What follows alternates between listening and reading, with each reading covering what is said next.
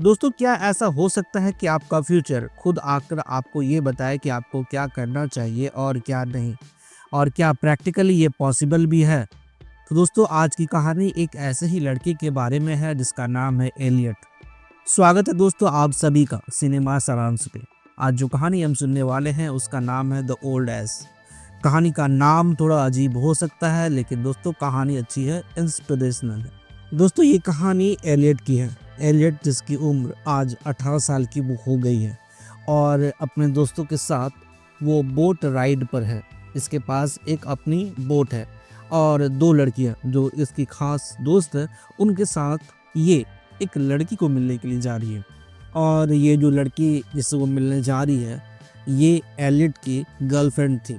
तो ये लोग जाते हैं, मिलते हैं। पहले एलियट उससे मिलती है और ये मिलने का कुछ खास कारण ये था कि ये टोरंटो जा रही थी, यानी एलियट जिसकी मैं बात कर रहा हूँ, टोरंटो जा रही थी आगे की पढ़ाई के लिए। और ये चाहते थे कि अंतिम बार मैं उस लड़की से मिलूं जिससे मैं बहुत ज़्यादा प्यार करती हूँ। तो खैर ये दोनों मिलते हैं, इन दोनों में फिजिकल रिलेशन बनता है और फिर ये वहाँ से निकलती है कैंपिंग के लिए। आज का पूरा दिन इन सब का बिजी था। कैंपिंग के लिए ये एक ऐसी जगह पर जाती है जो कि एक जंगल है, सुनसान है। और कैंपिंग पर आने का आज खास कारण एक और चीज़ थी कि इनके पास कुछ ड्रग्स था। ड्रग्स ऐसा जिसको कि पानी में खौला करके पिया जाता है, और ये नए तरह का ड्रग्स था जिसके बारे में इन लोगों को पता नहीं था। और उस ड्रग्स को अपने साथ ले करके उस जंगल में ये तीनों लड़कियां जाती है। उसी समय एलियट के घर में उसके मॉम, उसके डैड और उसके दो भाई वो उसका वेट कर रहे हैं, केक लेकर के, बर्थडे केक लेकर के। और वो ये सोच रहे हैं कि वो आएगी और केक काटेगी। लेकिन एलियट बिल्कुल भी जाने के मूड में नहीं है। हालांकि उसकी मॉम उसे एक बार कॉल करती है, लेकिन ये कहते कि मॉम, मैं अपने दोस्तों के साथ बिजी हूँ, घूम रही हूँ और मैं अभी नहीं आ सकती। इसके बाद दोस्तों ये वहाँ पर कैंप लगा दिया। कैंप लगाने के बाद ये पानी गर्म करती है। पानी गर्म करके जो ड्रग्स इनके पास था वो उसे डाल करके उसे गर्म करती है और चाय की तरह पीती है। और इन लोगों को लगा कि नशा हो जाएगा। अब पी तो लेती है, लेकिन इनको लगता है कि नशा वैसा हुआ नहीं जैसा होना चाहिए था। अब धीरे धीरे शाम हो जाता है। शाम होते होते ये आपस में बात करती हैं कि एलियट, तुम बताओ कि तुम अपनी लाइफ में क्या करना चाहती हो। एलियट कहती है कि मैं तुरंत यहाँ से पहले तो जाना चाहती हूँ, क्योंकि मैं इस गांव में, इस 300 लोगों के गांव में फार्मिंग करके अपनी ज़िंदगी नहीं बिता सकती। मैं अपने मॉम डैड से बहुत प्यार करती हूँ, अपने भाइयों से बहुत प्यार करती हूँ, लेकिन मुझे अपनी ज़िंदगी जीना है। मैं इस तरह से नहीं जी सकती, मुझे अपनी ज़िंदगी को खुल करके जीना है। और मुझे लगता है कि टोरंटो बिल्कुल वैसी ही जगह है जैसी जगह मैं चाहती हूँ। ये बातें जब एलियट कह रही थी, उसी समय उसकी एक दोस्त जिसका नाम था रो, वो डांस करने लगती है। उसके बगल में एक और उसकी फ्रेंड थी, वो लेट जाती है। अब वो समय था जब इन दोनों को नशा आ चुका था पूरी तरह से। एलियट भी ये बात समझ गई कि इन लोगों को नशा लग चुका है, लेकिन वो सोच रही यार मुझे नशा क्यों नहीं हो रहा है। और अचानक से जब वो ये बात सोच रही थी, तभी एक लड़की उसके बगल में आकर बैठ जाती है। वो पहले तो घबरा जाती है कि ये लड़की कौन है। तब वो जब पूछती है कि तुम कौन हो, तो वो बताती है कि मैं एलियट ही हूँ। ये कहती है क्या मजाक कर रही हो। तो वो कहती कि हाँ, तुम 18 साल की हो, मैं 39 ईयर्स की हूँ। ये कहती कि आंटी, बोलती आंटी नहीं, 39 ईयर्स। ये कहती है कि 39 ईयर्स कोई आंटी वाली उम्र नहीं होती। तो एलियट हंसने लगती है। वो समझती है कि उसे अब नशा हो रहा है, पर उसके बात का यकीन नहीं करती। वो कहती कि तुम मजाक कर रही हो। तब वो लड़की कहती कि ठीक है। वो लड़की अपने जिस्म पे कुछ मार्क्स दिखाती है और कहती है कि तुम्हें याद है कि जब तुम 9 साल की थी तब ये चोट तुम्हें लगा था। एलियट देखती है, कहती कि हाँ सच तो है। फिर वो एक और मार्क दिखाती है अपने पैर में उंगली का। अब एलियट को ये विश्वास हो गया कि उसे नशा तो लगने लगा है। वो खुश हो जाती है। वो समझ जाती है कि अच्छा अब मैं हेलुसिनेट कर रही हूँ। तो वो लड़की जो थी नई जो आई थी वो कहती कि हाँ। तब पूछती कि अच्छा बता कि मैं अपनी ज़िंदगी में खुश तो हूँ ना, मेरे बाल बच्चे तो ठीक है ना, मैं बहुत ज़्यादा पैसा तो मैंने कमाया है ना। तो ये कहती कि देखो वैसा तो कुछ नहीं है। तो कहती कि तुम कुछ ऐसा बताओ जो इंटरेस्टिंग हो मेरी लाइफ के बारे में। वो पूछती कि क्या तुम कुछ शेयर्स के नाम बता सकती हो जिसको कि मैं अभी ले लूँ और मैं माला माल हो जाऊँ। तो वो लड़की कहती है कि नहीं, मैं ये सब नहीं बता सकती क्योंकि मैं खुद भी ये सब नहीं जानती हूँ। तब एलियट कहती है कि मुझे कुछ ऐसा बताओ जो मैं नहीं जानती हूँ और मुझे सरप्राइज हो। तब वो जो नई वाली एलियट थी वो कहती है कि ठीक है। एलियट पूछती है कि मैं अभी क्या कर रही हूँ। तब ये जो नई वाली एलियट थी वो कहती है कि तुम्हें जानकर अच्छा लगेगा कि तुम एक पीएचडी स्टूडेंट हो। ये सुनकर वो थोड़ा उदास हो जाती है और कहती है कि क्या आप बोल रही हो, 40s की उम्र में मैं स्कूल कॉलेज जा रही हूँ और तुम्हें लग रहा है कि ये मेरे लिए सरप्राइज है, अच्छा है। उसने कहा कि हाँ बिल्कुल, इसमें ऐसी कोई ख़राब बात तो नहीं है। उसके बाद एलियट कहती कि नहीं कुछ और बताओ ऐसा जो अच्छा हो। तब ये कहती कि देखो मैं तुम्हें बस एक सलाह दे सकती हूँ। ये पूछती है कि क्या। वो कहते हैं कि तुम चैट नाम के किसी इंसान से दूर रहना। कहते हैं कि ठीक है। और फिर वो कहते हैं कि हमेशा अपने माँ से बात करना, उसके पास बैठना। ये कहते हैं कि हाँ मैं कल बैठी थी पूरे 45 मिनट और मैं बिल्कुल बोर हो गई। तब वो कहती है कि नहीं, वो तुमसे बहुत प्यार करती है। ये कहती है कि हाँ मैं जानती हूँ। ये कहते कहते दोस्त वो जो एलिट थी जिसकी उम्र 18 साल थी उसे नींद आ जाती है और वो सो जाती है। इसके बाद वो जो नई लड़की थी वो अपना नंबर माय ओल्ड एस के नाम से इसके फ़ोन में सेव कर देती है। इसके बाद दोस्तों सुबह हो जाता है। सुबह होते ही तीनों लड़कियां उठती हैं और जब भी आपस में कहानी बताती है तो तीनों कहती है, तीनों में से यानी दो कहती है कि एलियट तुम्हें नशा हजम नहीं होता तो तुम नशा करना नहीं। ये कहती है कि हाँ हाँ ठीक है। इसके बाद एलियट घर जाती है। घर जाने के बाद उसकी मॉम उसके पास आती है। कहती कि बेटा कल का दिन कैसा रहा। ये कहती कि हाँ अच्छा रहा। ये कहती है कि हम लोग कल केक लेकर आए थे और तुम्हारा इंतज़ार कर रहे थे कि तुम घर आओगे। तब एलियट कहती है कि आपको तो शायद पता था ना कि मैं अपने दोस्तों के साथ जाऊंगी। उसकी मॉम कहती है कि मुझे चिंता हो रही थी कहीं बारिश ना हो जाए, लेकिन खैर बारिश नहीं हुई। वो कहती कि हाँ बारिश तो नहीं हुई। फिर वो कहती कि क्या तुम्हें ठंड लग रही थी, क्या तुम अपने साथ कंबल लेकर के गई थी। तब वो कहती कि हाँ मैं अपने साथ कंबल लेकर के गई थी। दोस्तों उसकी माँ जब उससे ये सारे सवाल कर रही थी उस समय एलियट का ध्यान अपने काम पर था। वो इस बात पर कोई खास ध्यान नहीं दे रही थी कि उसकी माँ क्या पूछ रही है। ऐसा लग रहा था कि वो बस जवाब दे रही है, उसका कोई इंटरेस्ट नहीं है। इस बातचीत के बाद एलियट जाती है अपने फार्म में और वहाँ थोड़ी देर वो काम करती है। काम करने के बाद वहीं तालाब में वो स्विमिंग करने के लिए जाती है। और स्विमिंग के दौरान दोस्तों जब थोड़ी देर स्विमिंग करती है तो वहाँ एक लड़के से उसकी मुलाकात होती है जो भी वहाँ पे स्विम कर रहा था और वो अचानक से उसके सामने आ जाता है।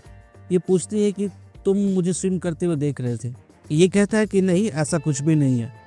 उसके बाद इन दोनों में थोड़ी सी बातचीत होती है और लड़की यानी एलियट जब उसका नाम पूछती है तो वो लड़का अपना नाम उसको बताता है चैड। अब ये नाम सुनकर उसको होश उड़ जाते हैं, उसे शौक लगता है क्योंकि ये नाम उसको याद था कि रात में किसी ने तो ये नाम लिया था और ये कहा था कि इस नाम वाले लड़के से दूर रहना। अब उसको ऐसा लग रहा था ये सारा कुछ नशा में हुआ है और मैं हेलुसिनेट कर रही हूँ, लेकिन ये नाम का लड़का उसे सच में वहाँ पे मिल जाएगा, उसने एक्सपेक्ट नहीं किया था। वो तुरंत पानी से वहाँ से निकलती है और सबसे पहले अपने घर जाती है। घर जा कर के वो अपने फ़ोन को चेक करती है। फ़ोन में अलग अलग नाम से वो नंबर्स को देखती है और जैसे ही ओल्ड एस करके वो नाम को चेक करती है तो उसे एक नंबर मिलता है अपने फ़ोन में सेव हुए और उस नंबर पे वो मैसेज करती है। तो उस मैसेज पर रिप्लाई आ जाता है और ये देख कर वो पहले तो डर जाती है कि ये कैसे हो सकता है, क्योंकि अब तक वो उसके बस ख्याल में था कि ये नशे की वजह से मुझे ऐसा हो रहा था। लेकिन मैसेज का जवाब आ गया, वो लड़का मिल गया, यानी ये बात कुछ और है। अब जब उसका रिप्लाई आ जाता है तो ये उससे बात करने लगती है, और जब बात करती है तो उसको अच्छा लगने लगता है। अब वो उससे कंटिन्यूअस बात करती है। एलियट जो 39 इयर्स की थी, वो इसे कहती है कि तुम थोड़ा समय अपने मॉम और अपने भाइयों के साथ बिताओ, क्योंकि वो तुमसे बहुत प्यार करती हैं। अब इसके कहने के अनुसार एलियट अपने मॉम के साथ थोड़ा समय बिताती भी है और अपने भाई के साथ भी थोड़ा समय बिताती है, लेकिन वो बस तुरंत बोर हो जाती है। ये कहती है कि यार मुझसे ये सब नहीं हो पाएगा। वो कहते हैं कि थोड़ा समय दे करके तो देखो।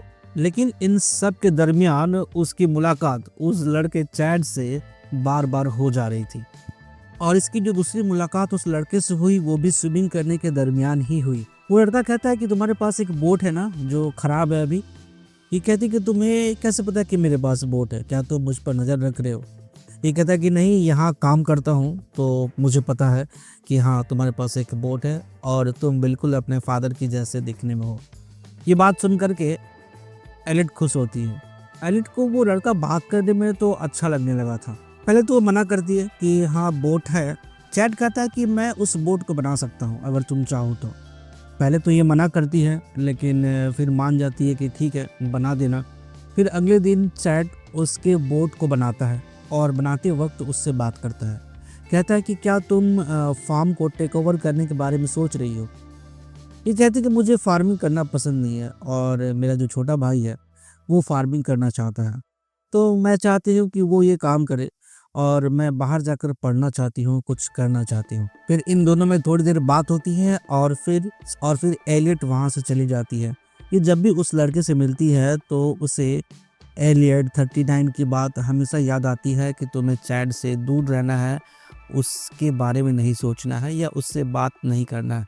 लेकिन बात तो ये कर रही थी, लेकिन अपने आप को थोड़ा सा वो बचा भी रही थी। अगले दिन ये अपने भाई के साथ गोल्फ खेलने की जाती है। अपने भाई से ये पूछती है कि अच्छा बताओ कि मैं जब यहाँ से चली जाऊँगी तो तुम क्या मुझे याद करोगे। वो साफ शब्दों में कहता है कि नहीं करूँगा। ये कहती है क्यों। वो कहता है कि शायद इसलिए कि तुम मुझे पसंद नहीं करती हो, और वो इसलिए क्योंकि मैं गोल्फ खेलता हूँ, मुझे फार्मिंग पसंद है जो तुम्हें नहीं पसंद है, शायद इसलिए। बट ये कहते हैं कि नहीं यार ऐसा नहीं है, मैं तुमसे बहुत प्यार करती हूँ और तुमसे बहुत अच्छी वाली वाइब्स आती है, तुम एक समझदार इंसान हो। इसके बाद ये दोनों घर आ जाते हैं। घर आने के बाद ये अपने मॉम के पास बैठती है, पूछती है कि मॉम आपका दिन कैसा रहा। वो कहती कि अच्छा, वो भी पूछती कि तुम्हारा। ये कहते कि हाँ बहुत अच्छा। दोस्तों ये फ़ोन पर लगातार उस लड़की एलियट 39 से कांटेक्ट पर थी। वो उससे रोज़ बात करती, हमेशा बात करती और अपने बातों को उससे शेयर करती। एक दिन वो उससे अपनी गर्लफ्रेंड के बारे में भी बताती है कि यार पहले वो लड़की मुझे बहुत पसंद आती थी और मेरे लिए बिल्कुल एक ड्रीम गर्ल जैसी थी, लेकिन आजकल पता नहीं क्या ऐसा हो रहा है कि मैं उससे अलग रहना चाह रही हूँ और मैं खुद समझ नहीं पा रही हूँ कि मेरे साथ ऐसा क्यों हो रहा है। लेकिन हाँ, हो तो रहा है। मैं अब उससे हट कर रहना चाहती हूँ। इसी तरह एक दिन सुबह जब वो उठती है तो देखती है कि बाहर गार्डन से कुछ आवाज़ आ रही है। वो बाहर जाती है तो देखती है कि चैट, वो जो लड़का है, उनके पेरेंट्स के साथ बैठा हुआ है और नाश्ता कर रहा है।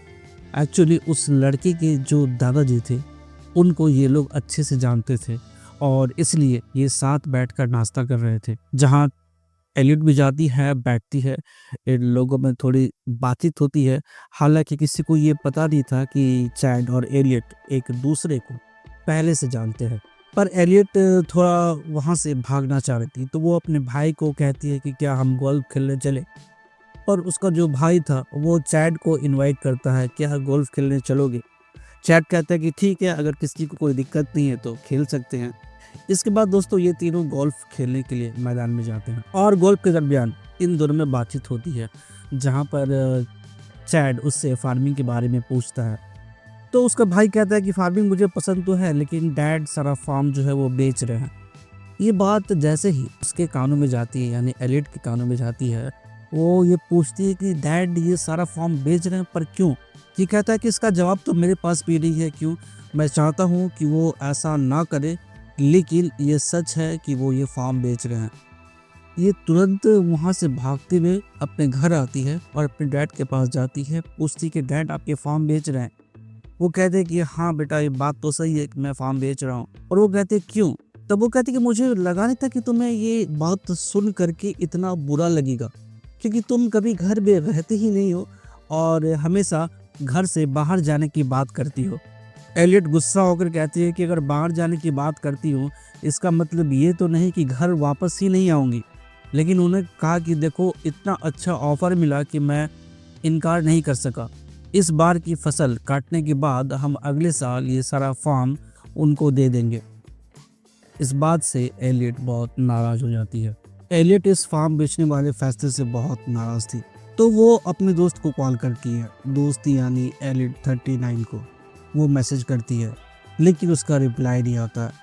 वो वही कहती है कि क्या मैं इस फॉर्म को बेचने से क्या रोक सकती हूँ, क्या ऐसा कुछ कर सकती हूँ। वो कुछ जवाब चाहती थी, लेकिन वो जवाब उसे मिल नहीं रहा था।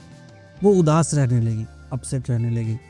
और इसी बीच इसकी मुलाकात फिर होती है उस लड़के चैड से, और ये कहती इस बार कि क्या तुम मेरी बोट को बेचने में मेरी मदद कर सकते हो। ये कहता है कि ठीक है।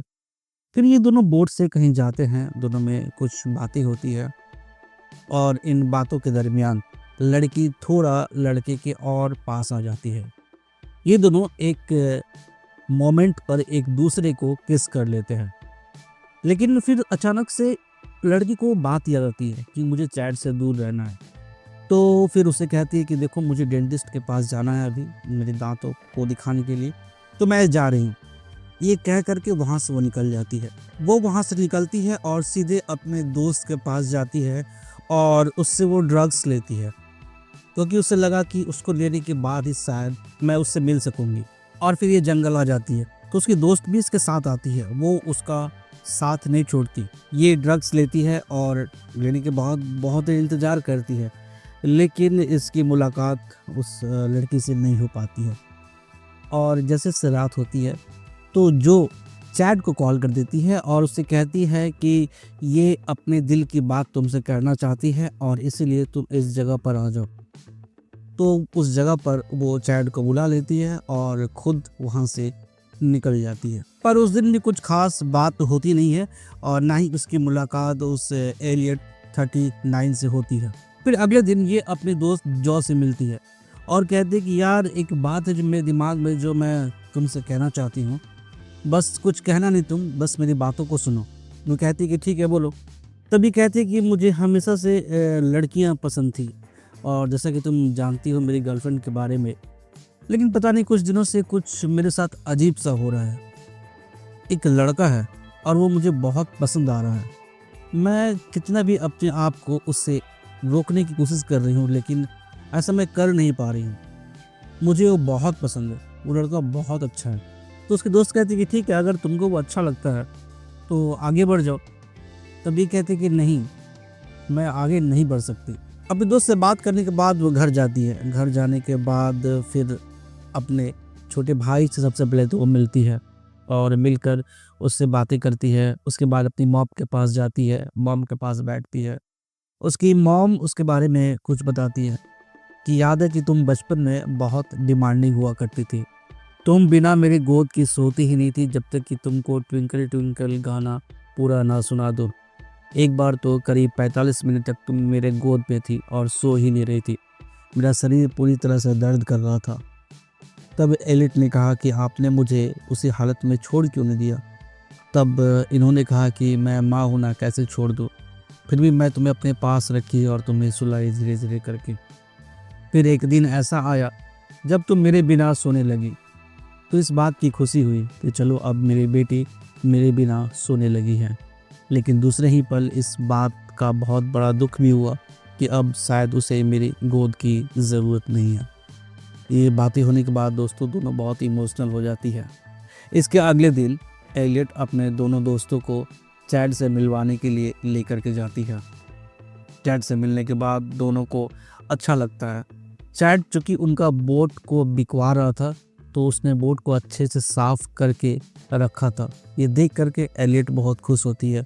वो पूछती भी है कि तुम्हें कैसे साफ किया। ये कहा कि थोड़ा-सा मेहनत लगा 5-6 घंटे का, पर मुझे ये काम करना अच्छा लगा। मुझे अच्छा लगा कि ये साफ़ करके ताकि ये अच्छे से बिक जाए। तब चैट कहता है कि क्या एक लास्ट राइड के लिए हम लोग चल सकते हैं? उसके ये कहने के बाद उसके जो बाकी 2 दोस्त थे वो बहाना मार के निकल जाते हैं और ये दोनों बोट राइड के लिए निकल पड़ते हैं। बहुत देर चलाते हैं, बहुत अलग-अलग तरीके से चलाते हैं, बहुत एन्जॉय करते हैं एक साथ और फिर एक जगह पर जाकर इनका बोट का जो मोटर होता है वो टूट करके पानी में गिर जाता है और इसके बाद बारिश आ जाती है। बारिश आते ही वो एक जगह पर जाके रुकते हैं जहाँ पर उन्हें भीगने के कारण थोड़ी ठंड लग रही थी। दोनों बैठ कर के बातें करते हैं। बात करते हुए एलियट चैट को कहती है कि मैं गे हूँ। ये कहता है कि हाँ ठीक है। फिर वो कहती है कि मुझे ऐसा लगता था कि मैं गे हूँ, लेकिन मैं एक लड़के से मिली जिसका नाम है गैरी और उससे मिलकर मुझे अच्छा लगा। ये कहता है कि ठीक है। बोलता है फिर बोलता है कि बट उससे कोई चीज़ें आगे नहीं बढ़ सकती। ये कहा कि क्यों? तब उसने कहा कि मेरे दोस्त ने कहा कि गैरी जो है एक धोखेबाज इंसान है, वो धोखा दे सकता है और इसलिए उससे रिश्ता ख़त्म कर देने के लिए। तब इसने कहा कि तुम गैरी के बारे में क्या सोचती हो? एलिट ने कहा कि मैं चाहती हूँ कि मैं थोड़ा समय उसके साथ और रहूँ, थोड़ा मैं उसे और जानूँ। मुझे वो पसंद है, मुझे वो अच्छा लगता है। दोस्तों, लड़का समझ जाता है कि ये उसके बारे में बात हो रही थी। फिर ये दोनों आपस में हैं और दोनों फिजिकल होते हैं। एलिट ये कहती भी है कि मैं पहली बार किसी लड़के के साथ फिजिकल हो रही हूँ। ये सब होने के बाद जब वो घर वापस आते हैं तो चैट उसे छोड़ने के लिए आता है घर तक। घर तक छोड़ने के बाद जब वो वापस चला जाता है तो एलिट को दिखता है कि वो एलिट 39 जो उसकी फ्रेंड थी वो अचानक से उससे वहाँ दिख जाती है और ये अचानक से उस पर भड़क जाती है। बोलती कि मैं तुम्हें इतने दिनों से कॉल और मैसेज कर रही हूँ, तुम मेरे किसी भी मैसेज या कॉल का जवाब क्यों नहीं दे रही है? तो उसने कहा कि यार मैं थोड़ा बाहर गई हुई थी, तुम्हें इतनी क्या परेशानी हो गई? और मैं क्या देख रही हूँ कि तुम चैट को किस कर रही हो? मैंने तुम्हें इससे दूर रहने के लिए कहा था। तब उसने कहा कि हाँ लेकिन मैं क्या करूँ, मैं बहुत परेशान थी। फॉर्म बिक रहा है और मैं चाहती थी कि मैं फॉर्म को बेचने से रोकूँ। मैं तुमसे बात करना चाह रही थी मगर तुमसे बात करना पॉसिबल ही नहीं हो पाया। तुम कॉल ही नहीं उठा रही हो, ना कॉल कर रही हो, तुम मिल भी नहीं रही हो। तब उसने कहा कि ठीक है। तब एलिट ने कहा कि देखो मैं एक और बात बताना चाहती हूँ। तब वो कहती है कि क्या?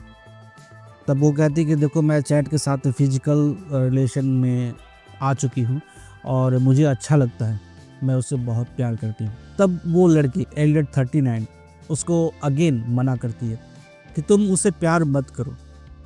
तब ये कहते कि तुमको दिक्कत क्या है कि तुम क्यों उसके साथ किसी भी संबंध के लिए मना करती हो?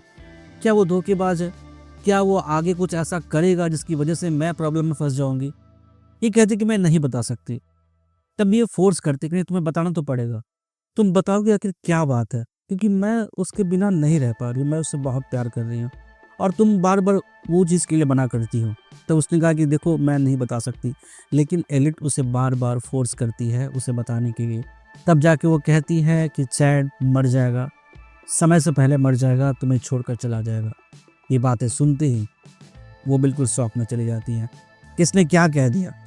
वो कहती है कि चैट समय से पहले मर जाएगा और ऐसे समय में जब तुम उसे बहुत प्यार करने लगोगी, जब तुम उसके बिना नहीं रह पाओगी, तब वो तुम्हें छोड़ के चला जाएगा। और इसीलिए मैं ये चाहती हूँ कि जो दर्द मैंने बर्दाश्त किया है उस दर्द से तुम बच सको, तुम उस दर्द में ना पड़ो। एलिट ये बात सुन करके उसकी आंखों में आंसू आ जाते हैं पर वो कहते कि नहीं, मैं उससे प्यार करूँगी। मैंने बहुत उस पर खामी निकालने की कोशिश की लेकिन मुझे एक भी खामी उस पर नहीं मिली। वो भी कहती है कि हाँ उसमें कोई खामी नहीं है, वो अच्छा इंसान है, लेकिन उसकी ज़िंदगी कम है। ये बातें चल ही रही थी कि अचानक से चैड वहाँ पे आ जाता है। वो कुछ रुमाल उसके पास रह गया था, उसे देने के लिए वापस आया और देने के दरमियान जो एलियट थी वो पूछती है कि तुम्हें क्या ये दिख रही है? यानी एलियट 39 की तरफ इशारा करके चैड से वो पूछती है कि क्या तुम्हें ये इंसान दिख रही है? चैड कहता है कि दिखेगी क्यों नहीं। और तो वो कहते कि ठीक है ये मेरी आंटी है। आंटी बोल के वो उसका मुलाकात करवाती है और दोनों बातें करते हैं। बातें करने के बाद चैट कहता है कि आपसे मिलकर अच्छा लगा, और ये कहते ही वो फिर उसको गले से लगा लेती है। और जिस समय गले से वो लगाती है दोस्तों, सब कुछ रुक सा जाता है। एक लड़की जो ये जान रही है कि मेरा जो बॉयफ्रेंड है वो कुछ समय के बाद इस दुनिया से चला जाएगा। एक लड़की जिसका बॉयफ्रेंड, जिससे वो बहुत प्यार करती थी, वो इस दुनिया में नहीं है। पर ये दूसरा मौका ऐसा है जब वो उसके पास था, उसको वो गले लगाई हुई थी, और वो लड़का जो उन सब चीज़ों से अनजान था। इस समय ये सिचुएशन कमाल का था। उसके बाद जब वो कुछ देर उसे गले लगा के रखती है और अपने आप को रोक नहीं पाती, वो रो जाती है, लेकिन वो इस चीज़ को दिखाती नहीं है और वहाँ से फिर चली जाती है। चैड एलियट से पूछता है कि ये ठीक है ना। एलियट तो सब कुछ जानती थी, वो कहती कि हाँ सब कुछ ठीक है, तुम इसकी चिंता मत करो। दोस्तों इसके बाद एलियट अपने घर जाती है, अपने फादर, अपने मदर के साथ समय बिताती है, अपने भाई के साथ समय बिताती है। जो फार्मिंग उसे अच्छी नहीं लग रही थी, वो फार्मिंग में सबको हेल्प करती है। उसे एलियट 39 की तरफ से मैसेज आता है। वो कहती है कि यार तुम मुझसे बहुत ज़्यादा समझदार हो, तुमने चैट से प्यार करने का जो डिसीजन लिया मेरे मना करने के बाद, वो बिल्कुल सही डिसीजन था। उसका प्यार ज़िंदगी के लिए एक गिफ्ट जैसा है, और तुम इतनी समझदार होगी ये मैंने सोचा नहीं था।